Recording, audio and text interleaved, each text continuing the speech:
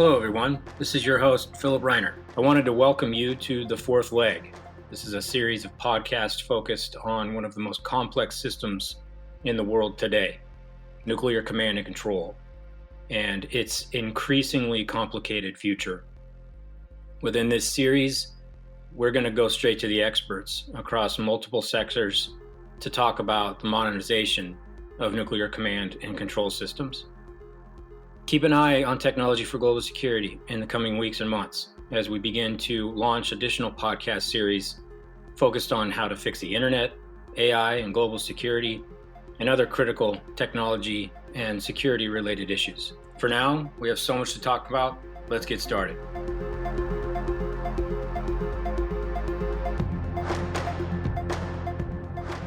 For today's podcast, we are joined by our colleague Peter Hayes from the Nautilus Institute. We spoke with Dr. Vipin Narang, who is actually a native of the Bay Area here, can often be found on Twitter, and is currently an associate professor of political science at MIT and a member of MIT's Security Studies program. He received his PhD from the Department of Government at Harvard in May of 2010, where he was awarded the Edward M. Chase Prize for the best dissertation in international relations. Holds a Bachelor's of Science and a Master's of Science in Chemical Engineering with distinction from Stanford, and an MPhil with distinction in international relations from Oxford University.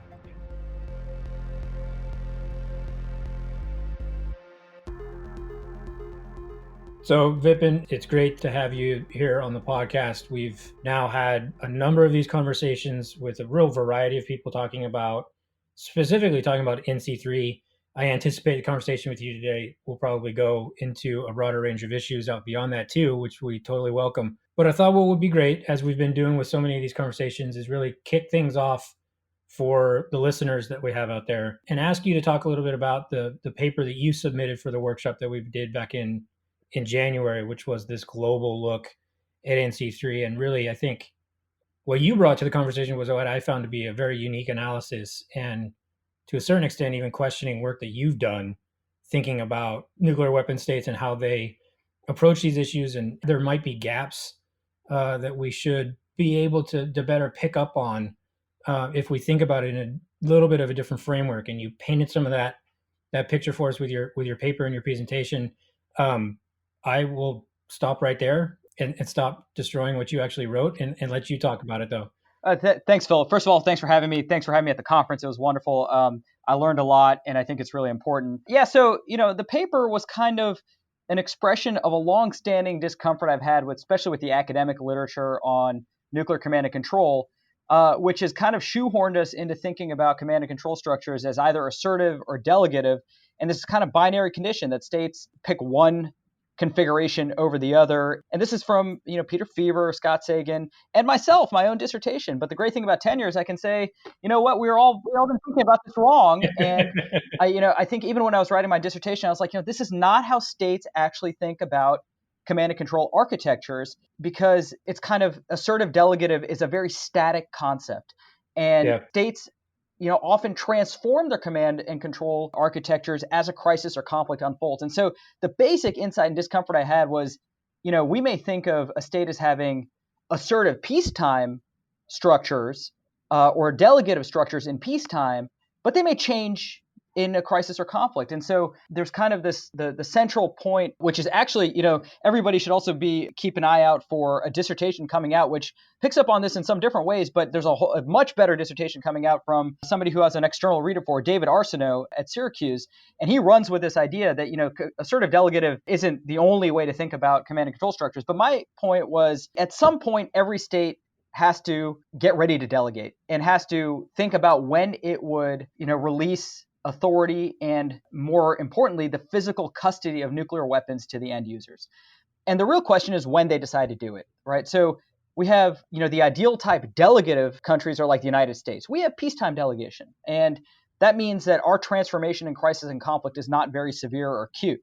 But there are others like, Pakistan or North Korea who may have peacetime assertive structures, but delegate very early in a crisis or conflict because they can't be confident that their command and control structures are robust enough to be able to necessarily wait until the bullets start flying or when nuclear use may seem imminent, but they have very good reasons to be very assertive during peacetime. And then there are countries like China, who, again, like the United States, probably have pretty robust command and control architectures, but choose to assert control over the nuclear force very, very, very deep into a crisis or conflict, and would delegate very, very late. And so it's a spectrum of when states decide to delegate, and the ideal types anchor those, but there are a whole host of states. I'd say most states, now that we have 9 nuclear powers, are somewhere in the middle. They choose to delegate not during peacetime and not once nuclear use seems imminent, but somewhere in between.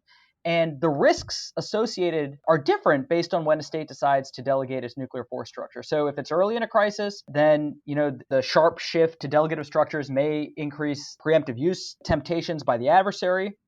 If it's very late in a conflict, states have to worry about whether they'll actually be able to physically delegate. And so there are all these trade-offs and considerations that states may have, based on when they choose to delegate. And it's not as clean as a binary assertive delegative dichotomy that the literature has long treated it as. So that was kind of the core insight of the paper, I think.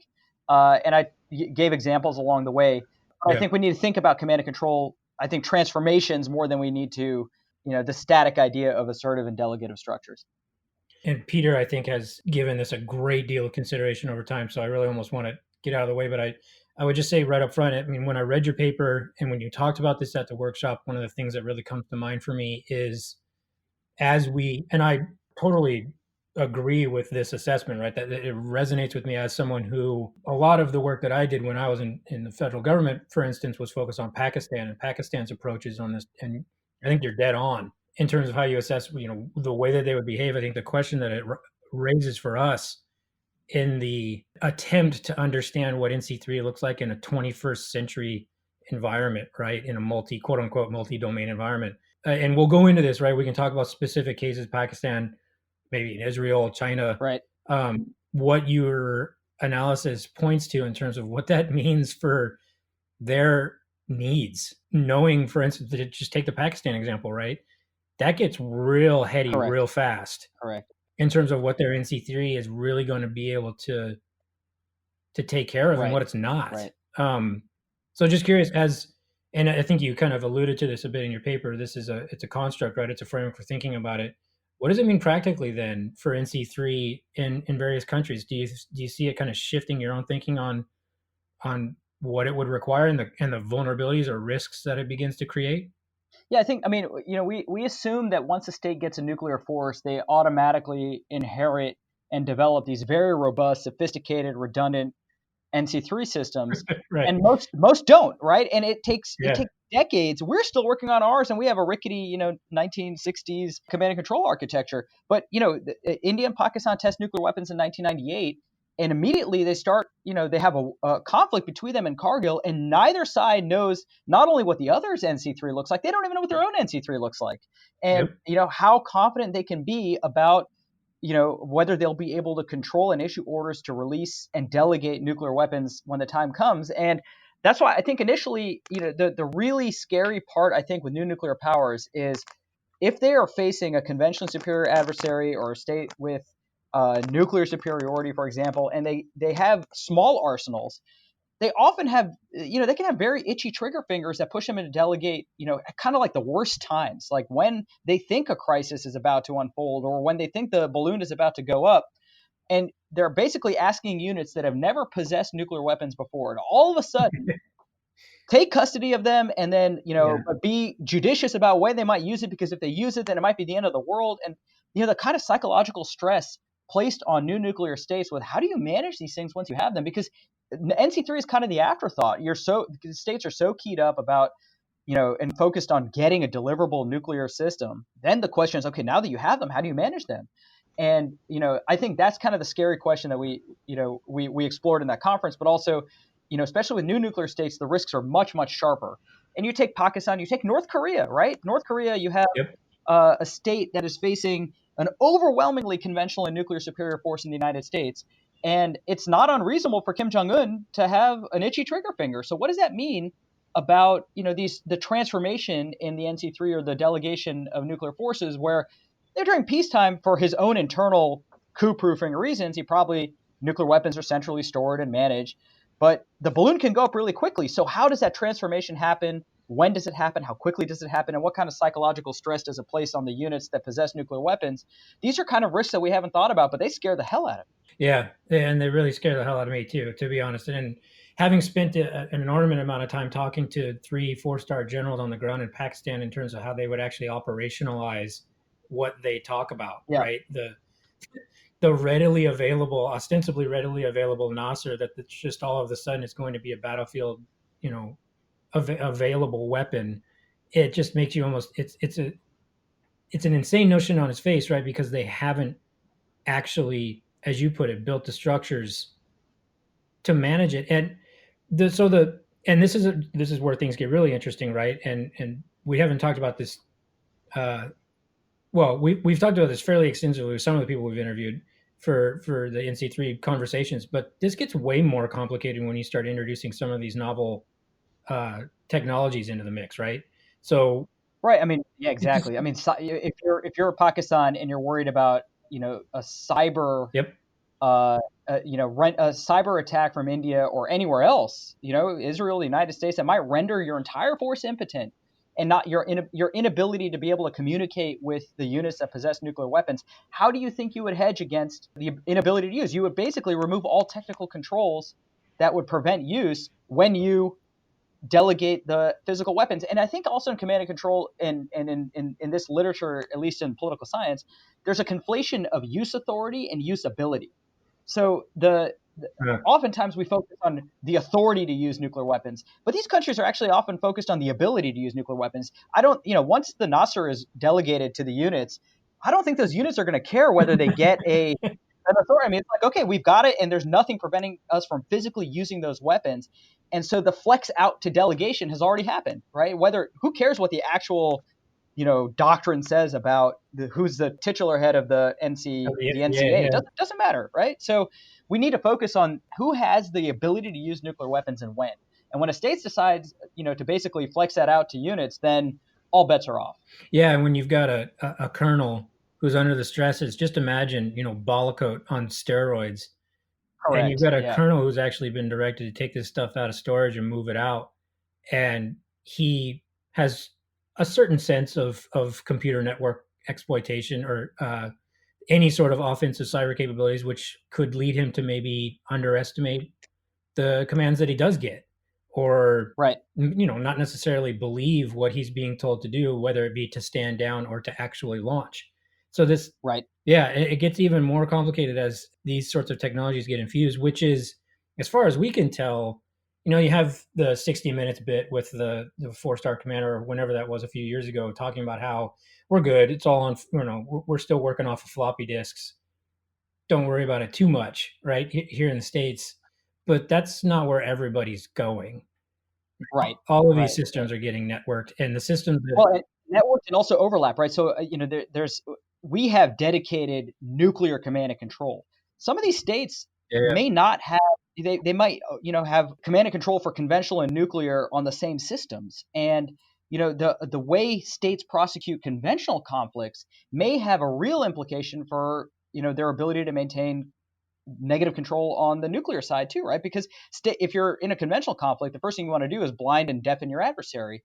And if there's overlapping command and control architectures on the conventional nuclear side, that can really have severe implications for how they think about and design their nuclear command and control, or like how they would manage nuclear weapons in a crisis or conflict. They may say, look, once the units have them, because we're worried about our entire C2 going down, if you have them and you think the balloon is going up, use, right? yep. And the use authority may be delegated at the same time as the physical delegation of nuclear weapons occurs. Vipin, I want to stand back a second and look at your paper in the sort of broader context of deterrence theory. It did remind me of Jerry Conley's paper a few years ago on, I think, what he called NC3. I don't think he used the term bias. It might have been orientation. This was his paper to the PASC DoD-funded research work. And what he looked at was the combination of technical and organizational control measures for negative and positive control, and constructed these NC3 profiles for different countries. Now, that was all sort of fairly standard stuff, qua conventional wisdom on NC3. You mentioned Peter Fever earlier, the always never dilemma, etc. But what was unusual about his work was that he looked at how this played out in at least conflict dyads, conflict relationships that were two adversaries facing off against each other, and the implications of the skewing towards release, in other words, positive control, versus emphasizing negative control in different countries. That, of course, is partly an objective matter in terms of determining that orientation. It's also a question of intention, and so there are some judgments that have to be made in constructing those profiles. But the key issue is this: in deterrence theory, depending what school you're inhabiting, but in deterrence theory, you can say in general, perceptions actually are really the essence. Signaling and perceptions of capability really is what should, in theory, determine what happens in a conflict relationship. And so states can set out to exploit this NC3 vulnerability through deliberate skewing. Absolutely. It can absolutely enhance deterrence. And then, that's a very important point that I call it Pakistan's rational madman theory, right? That it enhances deterrence to have India believe that once these things are flushed out, there's nothing I can do to stop the brigadiers and colonels from using them. Right. So if I can just point out there that it's actually really cheap deterrence at the margin, because all you have to do is actually behave as or pretend in ways that sort of signal an intention that might set the other side to be, get their heart racing. You've already mentioned the mixing of conventional and nuclear forces as a problem here, and so that means signals intelligence can be deliberately spoofed in order to send that message rather easily without actually lifting a finger with respect to warheads and delivery systems. The point I'm getting at is you've got a set of mirrors here where people are staring at each other's reflections, and it's really a kind of infinite regression which can't be resolved. You don't know, and you can never know for sure what's going on in the other person's mind. And in a sense, we're looking at the nervous system wired to the mind when we're talking about NC3.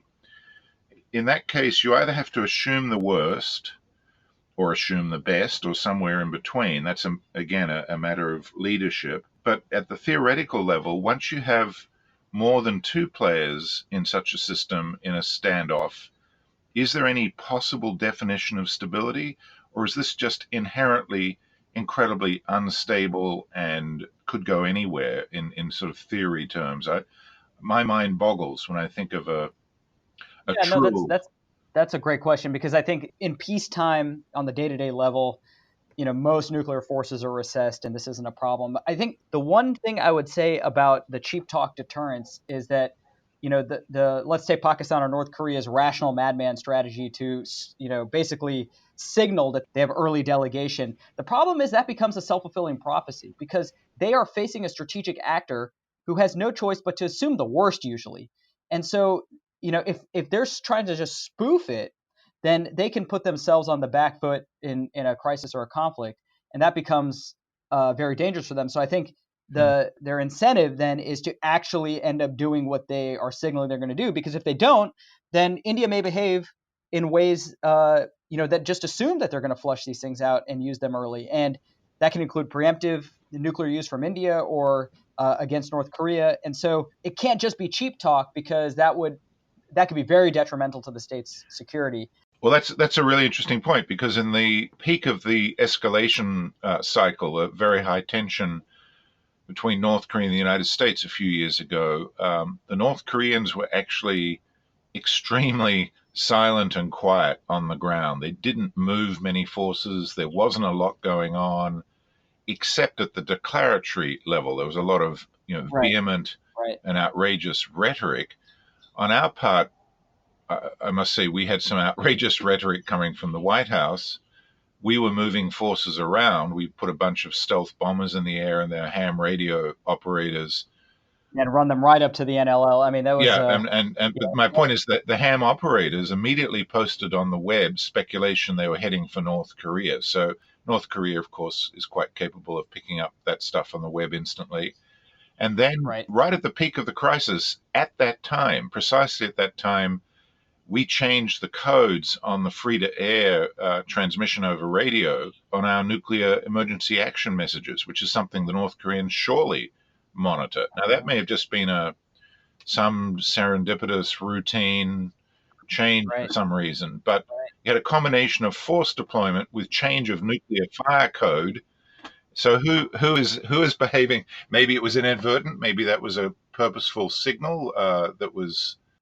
No, you're absolutely right. It's incredibly risky. We have no idea what the North Koreans were perceiving, and as we run, B1s right up to the limit lines, and then it is very difficult to credibly signal restraint if you're especially the United States against North Korea, right? Because any surprise attack or any attack, a counterforce attack against the North Koreans would be a surprise attack.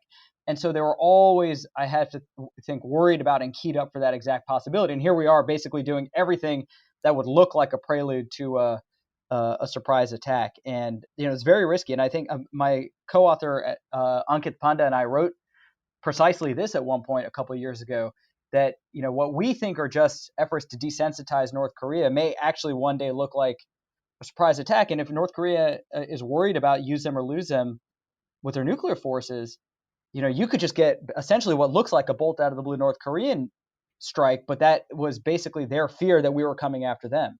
And it was all a misperception. If I could go back to, we'll jump from use case to use case here a little bit. If I could go back to the Indo-Pac piece of this with your, the way that you're thinking about this and the framework that you've laid out in the paper, how much do you think that the Indians and the Pakistanis think of these dynamics through that kind of a lens? I mean, do you get the sense that they are at that level of understanding of the adversary, or even of, and I hate to even say this, but even of themselves, where they aren't, it isn't so black and white, and they know that they sit on a spectrum of. I mean, I think so. I think two things. They've obviously, there's been a real evolution in both sides over the last 20 years. Now they're maturing nuclear powers, and they've thought a lot about it. And I think the one concern I have is that both have overconfidence in their ability to manage escalation and also their nuclear forces in a crisis. I mean, let's talk about the Balako crisis, for example, right? So oftentimes it's Pakistan that, they have a playbook when there's a crisis, right? So they rattle the nuclear saber right off the bat, but usually there isn't a lot of movement of nuclear weapons.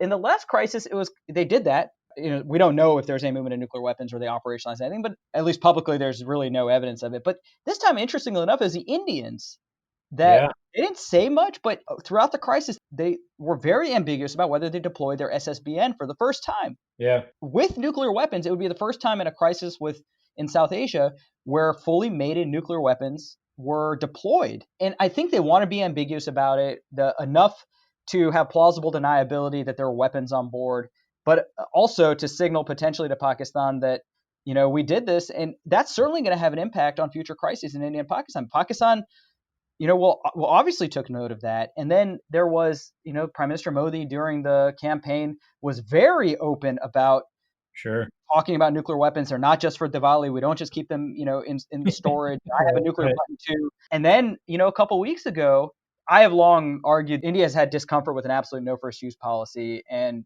Indians push back against that. But you had the defense minister basically eroding NFU almost entirely in mid-August, saying that, what we do in the future depends on the circumstances. Well, no first use is exactly a pledge not to use nuclear weapons in the future, no matter what the circumstances. So if you say it depends on circumstances, you basically just cut no first use off at the knees. And I think that's been a long time coming. I mean, I think we think of Pakistan as, having much more delegative structures, and that's probably right. I think they're more keyed up for first use in a conventional conflict. But I think the Indians are starting to think about strategic options that may involve preemption, and also they're not going to sit back and let Pakistan rattle the nuclear saber anymore. And this is the evolution of Prime Minister Modi, who's a sharp break, I think, even from previous BJP Prime Minister Vajpayee, who was much more restrained in the rhetoric he used on nuclear weapons. So the question that it begs is, and again, come back to this NC3 context, right? If that is the direction that the Indians might be heading, with, as you and Chris Clary have kind of taken a lot of flack for, right? This notion that they might be moving towards more of a counterforce Right, right. capability. What does that mean for NC3? I'll say we take a lot of flack because I think we're right, and nobody, because the first rule of counterforce is you don't talk about counterforce, and so when scholars highlight it, it creates a problem for the Indians, and I Yeah. believe that is part of the reason why that you get some of the vicious attacks sometimes, but it puts a lot of stress on your NC3. It has to be much more responsive. It has to be much more accurate. And counterforce, in particular, I mean, the scenario is basically, the Indians, I think, were very uncomfortable with Pakistan thinking they had a war-winning strategy with using Nasser to deter or defeat an Indian conventional retaliation after a terrorist attack. Now, let's start at the beginning. This all spins up only because Pakistan-backed terrorism in India creates a crisis. And so, India felt like it had lost retaliatory options. And I think the proof was in the pudding over the last 20 years. India really was restrained with retaliatory options because of Pakistan's threat of first use of nuclear weapons on Indian ground forces. And India was starting to get really uncomfortable with that paralysis. And it only worked for Pakistan because its strategic nuclear forces were basically invulnerable. If you have a secure second strike, then Pakistan told itself and believed that if they used tactical nuclear weapons or battlefield nuclear weapons first, then India wouldn't retaliate the way its doctrine says it would, because Pakistan would then retain its strategic nuclear forces to then retaliate against Indian cities. So it was kind of checkmate as far as the Pakistanis were concerned.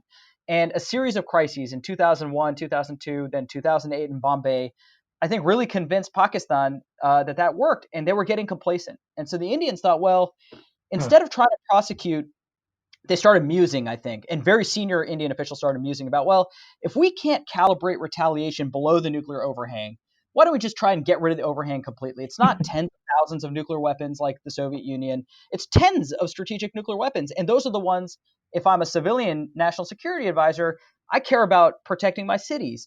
And it's not out of the realm of possibility if you think, in extreme, can we go and limit damage and try to get the vast majority of Pakistan's strategic nuclear forces, forget the Nasrs, but the strategic nuclear forces, and then use our missile defenses to pick up the residuals. It's Right. really the concept that the U.S. has on counterforce also.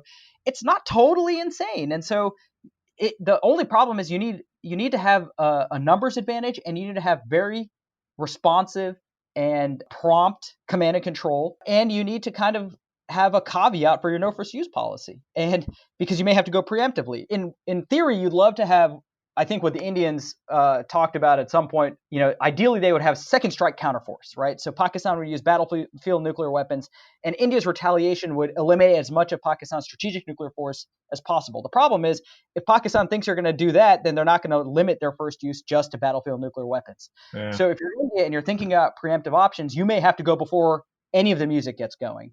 And so that creates a sort of problem with no first use. But we started detecting two arguments in India over time, which was one, let's just dispense with no first use altogether, which I think a lot of Indian officials were uncomfortable with. But the second was, preemption isn't first use, it's defensive. So it's consistent with a no first use policy, because the initial Indian no first use policy in the draft nuclear doctrine in 1999 was that India would not be the first to initiate nuclear use, which is very different from India would not be the first to use nuclear weapons. Basically, it allowed India to preempt if it detected that Pakistan was about to initiate nuclear weapons use. And I think a lot of Indian officials, including the defense minister just last month, want to really adopt a policy that is consistent with the draft nuclear doctrine, that India won't be the first to use nuclear weapons, but it won't be the second either. And I think that's ideally what their no first use policy would be. So they'll keep it the declaratory doctrine as it is, but they want to leave open the possibility of especially preemption against Pakistan. I think the salience of the analysis is definitely bears out in the reaction that you've gotten from people. I think the curious question for someone like myself, and probably for Peter as well, and in this context of NC3, do you see the move towards actually creating the command and control Right. necessary? That's a very good question. So over the last 10 years, we've seen a couple of changes in the way that India has managed its nuclear force in terms of, taking NC3 broadly, they have moved away from what I call the Ashley Tellis model, which was magisterial in 2000 when he wrote this book, India's Emerging Nuclear Posture. Yep. Basically, India's management of nuclear force was very recessed, and things were dispersed and demated somewhere around the mid 2000s. And this past decade, we've seen a move towards canisterization, which would mean the warhead is mated with the long range systems. We've seen this move to the SSBN, where once that thing is out, warheads have to be basically put on the system. And then your NC3 is really about the authority and maybe some information or arming codes to release the systems. And I think we've seen there's a decent amount of evidence to suggest that India has developed a dedicated command and control system for its nuclear systems, and it's increasingly centralized in the Prime Minister's office. It is much more prompt and responsive than what we think of when we think of India's recessed nuclear posture from 2000. I think India's nuclear posture and NC3 today looks a lot more like the US's than we think in terms of ideal types. They want to be able to release at least some of their land-based systems very promptly, and they're going to have continuous communication. They want to have continuous communication with their SSBN while it's at sea. And their question is, what kind of SSBN patrol model do they have? But once it's out at sea, we have to think that they want to develop at least the ability to have very prompt SLBM launches if necessary. And that would require a very robust command and control system. And there's a lot of evidence to suggest that they're moving in that direction. Vipin, can you just speculate how you see these developments driven not so much by the Pakistan-India relationship, but by the India-China and India-US relationship, and even the India-Russia relationship? Yeah, I mean, I think in a lot of ways, Russia is a big enabler of this, right? So you can't do, with respect to a counterforce strike against Pakistan, you can't do this without missile defenses. And S-400 is a big piece of that. And, India tried to buy the Arrow system from the Israelis, but the U.S. Congress blocked it because it had too much sensitive technology from the U.S. But there's a lot of these pieces on the military side where the U.S. and other countries may end up being enablers of it. The China piece is interesting because I think one interesting implication of the defense minister Rajnath Singh's statement last month, we all assumed it was for Pakistan, but I asked myself the question, what if, this ambiguity about no first use is actually also about China, that India may envision circumstances where it might be useful as a conventionally inferior power to leave open the possibility of nuclear first use against Chinese conventional forces. Now, nobody has ever suggested that openly, but they have these outstanding border disputes with China. They had the Doklam standoff a couple of years ago, and it's plausible that there are people within the Indian system that are considering this. And it's multifaceted, and this gets to a lot to some of the thinking that Peter has given to this, and I give him huge props for thinking about the meta system and looking back to what folks like Paul Bracken have talked about in terms of how all these things are connected, right? So if you think about how the Chinese are fundamentally focused on degrading U.S. command and control in order to defend themselves and keep us at increasingly standoff distances, all of that has implications for the Indians, but it also has implications for the Indians through what the Chinese might be willing to work on with the Pakistanis as well. Correct. Yeah, the Indians have always viewed it as a kind of a, they're worried about the two-front threat, but not so much. I don't think China would ever get involved in a shooting war between India and Pakistan. But all the technologies that they see being developed in China, you're spot on. They worry they're going to end up in Pakistan. Yeah. Well, and if you think about the command and control problems that we've all been, really one of the core things that we've been kicking around in this series of conversations is the cyber question. Yeah. And if you think about the network exploitation activities that Chinese have been engaged in, and of course they're going to be doing that with the Indians as well. Right. If the Indians are heading down a path, as you were just describing it, where they're becoming increasingly reliant on networked communications capabilities in order to manage mated and deployed nuclear weapons, and the Chinese are all over that. Yeah, and I really worry because the Chinese are sitting on, so many Indian officials use AOL accounts, Yahoo accounts, all these, and their own government systems have been known to be so vulnerable to Chinese hacking. It's a real concern. The Pakistanis are terrified what the Indians can do, but the Indians either should be or are really terrified of what the Chinese can do to render the Indian force impotent. And then you think, well, how do you hedge against that?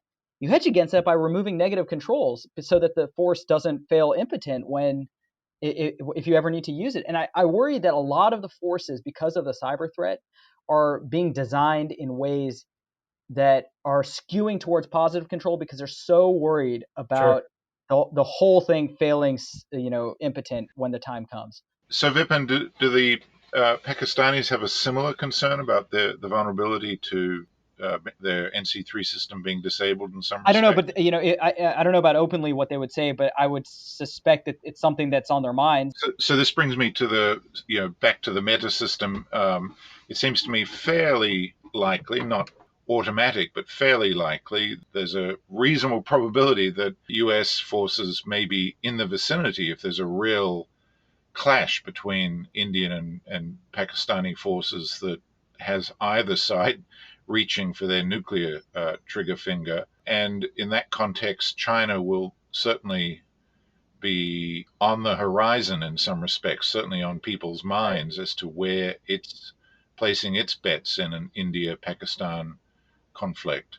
So in that sense, you've got 4 nuclear weapon states involved, 2 of whom are kind of what's the term? Mathematically, they're over-determining the conflict relationship between the Indians and the Pakistanis potentially. There's no way to resolve this in a kind of very easy. No, that's right.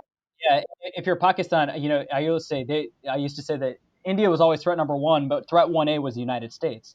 There is always a concern for U.S. render safe operations, and they would have to worry about the U.S. ability to just sit on their NC3 network and just render it completely impotent. Then what do you do, right? And right. So that brings me to a question that's kind of a left field question. It's a left launch question.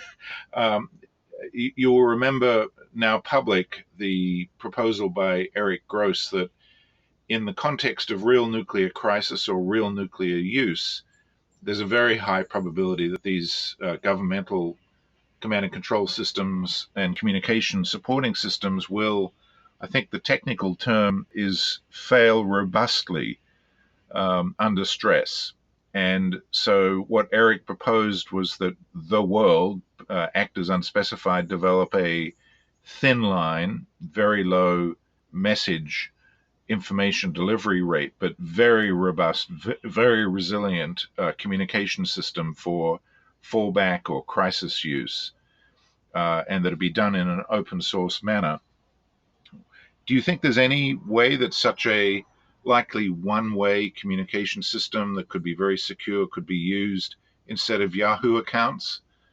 I don't know. I mean, I think it would be very difficult to convince states that there aren't kill switches on that kind of network, and getting buy-in would be very difficult, I think, at a regional level between adversaries. But I think we're entering a new territory on this. Like, we haven't thought about, like you said, we designed our NC3 based on floppy disks, and that has advantages. But increasingly, these states want prompt, responsive systems, and that does require some sort of networking. But they're resource constrained.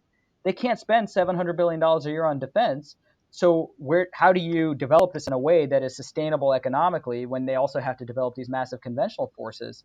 And I think where they end up skimping is on NC3. Well, I guess what Eric is suggesting is that that's inevitable. That's not going to change. That's a dog's breakfast, and we should let them eat it. But the real issue is, what do we do in extremis that will work? And what has worked in a number of contexts, encryption, there are others, is open source software and potentially in the future extremely secure hardware to match that might actually be available because it's demonstrably used, has built reputation, is resilient because it's over thousands of commercial and even non-commercial, possibly just meshed networked, 5G digital objects on a land conflict zone.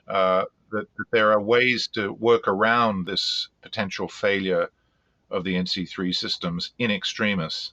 Perhaps. I mean, I don't know. I mean, this is not my area, but every open source platform still has vulnerabilities, and to convince a state to rely on that when their concern would be that the U.S. husbands all the 0 days and will use them, when they need to. I think it'd be very hard to, you're talking about exactly when there is zero trust in the system for states to trust an open source platform all of a sudden for their most critical national security needs, which is their survival. But it's an interesting idea. I mean, at this point, we're really in uncharted territory. So, Yeah, I mean, I guess the response would be that a competent NC3 operator would know that the bad guys are actually already lurking in their system, waiting for the moment, and that their own system is already compromised in certain respects that could be disabling. So it would actually be sensible to have a backup that might actually have other advantages and disadvantages and may actually be more secure by virtue of it being open source than the official systems. plausibly, I mean, I wonder whether, if I were the Indians, I might say I might rely on my proprietary NC3 and defend that. I mean, as a backup, maybe that's plausible, but I don't know. It'd be interesting to see what the responses are from regional actors. I'd ask Faroes and Indian counterparts whether this is something they would entertain. I suspect I know what the answer would be, but it's an interesting proposal. I think the conversations that we've had around this, and really it's actually driving some work that we've been digging into. It comes back to trying to find historical examples of technical efforts, technical standards, if you will, that have been adopted in highly sensitive spaces. So there's one that we constantly point back to, and it's kind of the gold standard in our minds when it comes to these things. And it was an international competition managed by NIST many a year ago. And if it's of interest to anybody who's listening, and Vipin, it's probably something you're familiar with, the AES encryption standard competition. All right. Yeah, it's fascinating because it was a 3-year long competition where basically teams from around the world came at each other, and the result of that was the standard by which all online businesses are conducted today. And it's a open, transparent process that was conducted in order to come up with this encryption standard that now underpins really a lot of what we all rely on a day-to-day basis. And it's one of those examples where if you could extrapolate that out and potentially put a tool on the table for nation states to maybe take advantage of, and maybe it's not trusted, and I totally agree with you, it leaves me fairly incredulous to consider an environment in which the Pakistanis and the Indians kind of look at a comms capability and go, oh, okay, yeah, sure, you built that for us, Yeah. Right. right?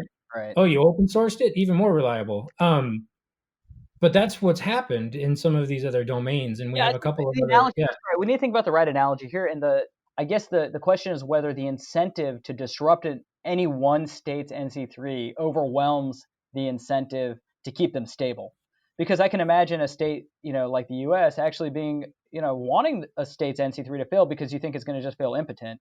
But I guess if you convince everybody that if NC3 fails, then everything skews, and fails deadly, then you might be able to convince states that it's better to have yep, a backup. But again, in the South Asian context, as far my familiarity with South Asia is like this is probably a long term project. yep. And but right now I feel like there's probably no appetite for any of this. I'd be curious in that same vein, and it's kind of another out there question where when thinking about things like NC3 and thinking about historical examples, maybe looking back at the U.S. Soviet relationship and the things that they were able to agree on over time to kind of leave to the side, if you will, like national technical means, etc. Yeah. Do you see anything in the spectrum of NC3 related issues that could potentially serve as a CBM starting point for, let's say, India and Pakistan? Yeah, I mean, I think they have these annual exchanges of nuclear lists and facilities as a confidence building measure in general on nuclear matters. On NC3, it would be not so, maybe broadly conceived of NC3, just basically like a new start kind of accounting on strategic deployed systems as confidence building measures just on like where things are a little more transparency about that. The problem is that their incentive to deter overwhelms their incentive right now, I think, to be transparent. Ambiguity really does enhance deterrence for both sides. But Yeah.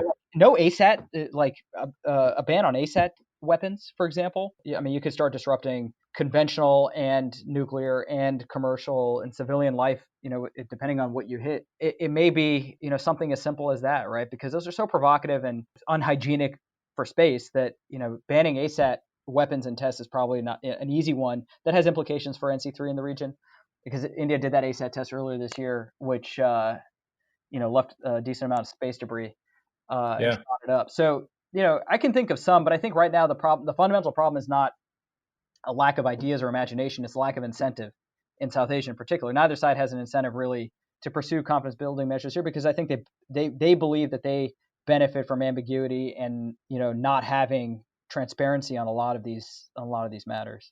Yeah, and there's a particularly thorny history when it comes to anything CBM related. Yeah. No, I mean, it's very simple things too, right? Like it'd be so simple. A good example is there was a suggestion to single assign delivery systems so that they weren't dual use. So you knew that if, Pakistan was moving a particular system, here was a signal that we were thinking about nuclear use and there's no ambiguity. Well, ambiguity helps them. So even that was shot down. Pakistan was never going to go for a CBM to single assign vectors because they benefit from the ambiguity from dual use systems.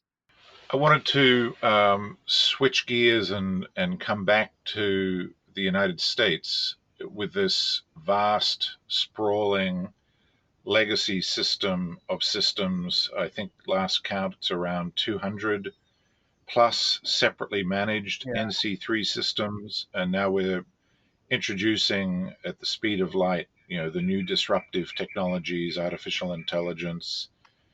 We've already got cyber. Quantum is, a wave that's about to break on the shore, and we've got people who really have no memory individually, personally, of how NC3 systems were operated during the Cold War. So that historical amnesia means much of the tacit knowledge that was used to do things like make judgments about early warning and so on has gone away. Right. So how do you apply your model to the modernization, potentially refurbishing of the American NC3 system? What are the real implications in terms of, budget priorities, organizational measures, to have any real confidence that the US system could be made less problematic from the operator viewpoint and less risky from an adversarial viewpoint, and thus to all of us? That's a great question, and I don't have any single answer to that. I mean, I do think that the part of this is if we're going to have continuous and persistent delegative structures. The U.S. system is interesting because there's always been this debate about whether the ICBM force fails safe or fails deadly, and whether the after the Crimson Tide movie, everyone thought, well, there's not all of the information to release nuclear weapons is possessed on the SSBN, although there are counter arguments that, there was a publication that said actually you could back it out, and there are ways, like in the British system, where all the information required to release nuclear weapons are still possessed on the SSBN. And if we're going to have that kind of peacetime delegation, the advantage is that the tempo isn't a surprise in a crisis or conflict, right? So the psychological stress isn't as acute because the operators possess the weapons, the ability to use them on a day-to-day basis.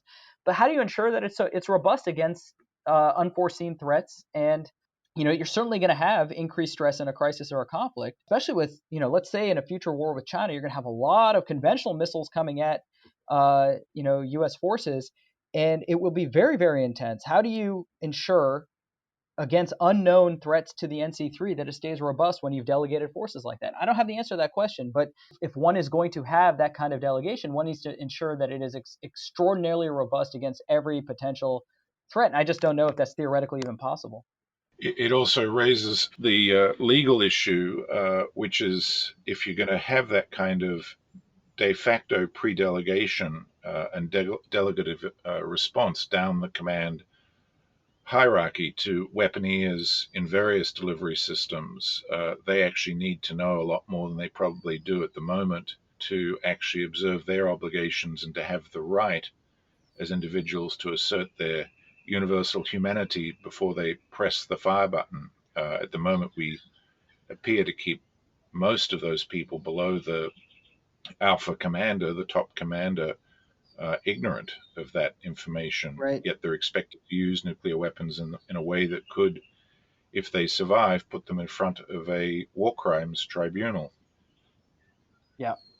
No, I mean, that's right. I don't know that. I mean, the legal issues are so complicated. I mean, in terms of, I mean, one thing that is lost, for example, I think that a lot of listeners and the public don't realize is that one of the reasons why the U.S. Has had huge doses of counterforce in its strategy is because intentionally targeting civilians with nuclear weapons is a violation of the laws of armed conflict. And so, over time, the U.S. has basically had two versions of counterforce to make U.S. nuclear strategy legal in that regard. The first was obliterate everything and call it counterforce, so you weren't intentionally targeting civilians. But over time, we've had a much more and a very sustained effort to have, much more precise counterforce capabilities. And a large reason was legal, and the Pentagon would argue moral. That targeting civilians intentionally with nuclear weapons is a violation of the laws of armed conflict. And even if, as would be the case, a lot of civilians would die, they wouldn't be intentionally targeted if, according to Pentagon lawyers. A lot of these issues are very, very complicated. Scott Sagan and Alan Weiner at Stanford are doing, really great work on this because it's something we kind of elide over. We think of counter value strategies as more stabilizing because they're secure second strike forces, mutually assured destruction. But there is this extremely problematic legal and moral argument about targeting population centers. Well, that does suggest that there may be some room. I'm not sure they'd be called confidence building measures. They're certainly not arms control measures, but at least they could be mutual learning measures between these NC3 systems about those obligations, so that best practice training modules, curricula, international legal advice could be offered to those states that are probably deficient with regard to these obligations or may not even be fully aware of them, like North Korea, for example. And this might be a process of slow trust building is the wrong term, but certainly some communication channels being opened up that themselves would provide intelligence about intention and current status of nuclear forces. So right. I mean, that is the kind of and the paradox is that the more stabilizing, so-called stabilizing nuclear strategies are the ones that are illegal. That's, this was kind of one of the problems with the theory of the nuclear revolution and its acceptance in Washington, D.C., because in theory, the Jervisian mutually assured destruction strategy involved counter value targeting. And for policymakers and for legal authorities, that was fundamentally incompatible with the laws of armed conflict, but it is a more stabilizing strategy. So this is something we need to and it's also the least demanding of the NC3 Absolutely. system requirements. Absolutely, right? So there's this paradox, right, which is at some point, I mean, any use of nuclear weapons would probably, it would have huge humanitarian consequences, but there's a question about whether the legal strategy is so destabilizing that we have to think of new ways to conceive of how to treat nuclear strategy and counter value targeting if it is indeed more stabilizing. I don't know the answer to that question, but this is something that we've identified, and there is a paradox there that needs to be resolved. So, Vipin, I'm going to take the opportunity because we've got you here on the podcast just to ask a completely different kind of question, much lighter than everything else that we've been talking about here. So, I see you spend a lot of time on Twitter.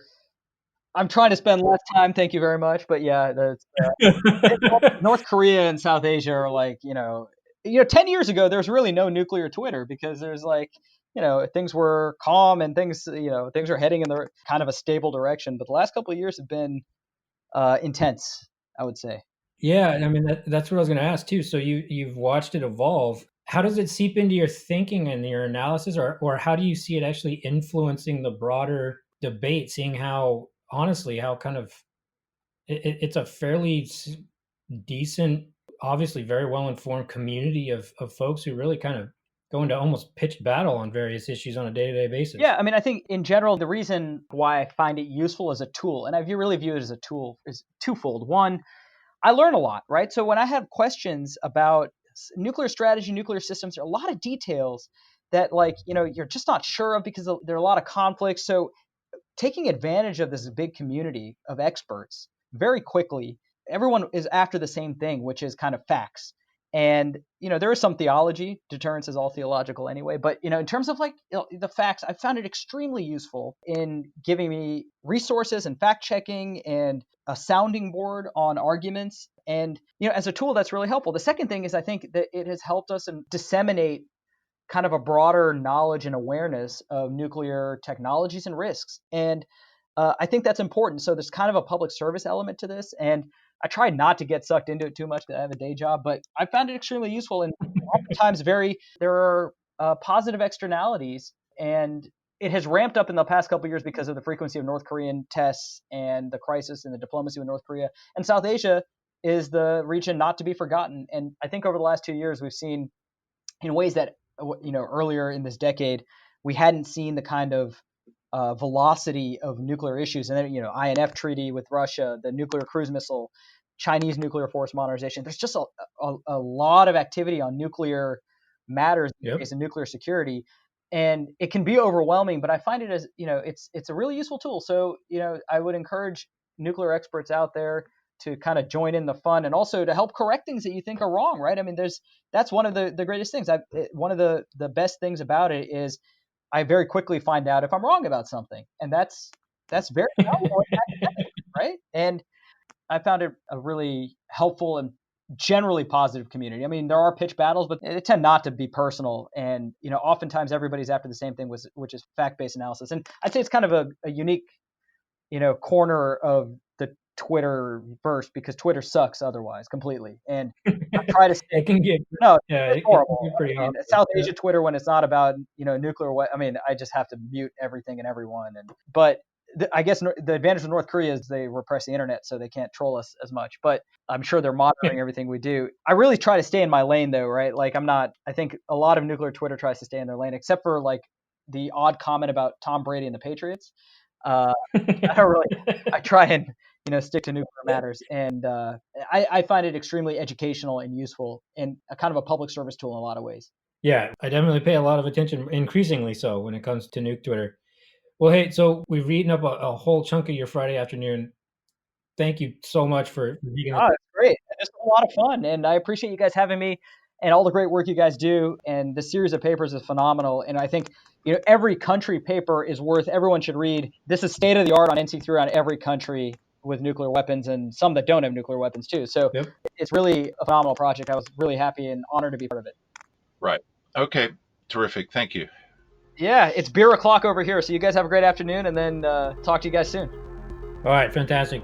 Thank you, Vipin. We really appreciate your time and the input. Thanks again, Vipin. As always, thanks to our listeners. We'll be back next week with a new episode of The Fourth Leg. Be sure to come back and listen in.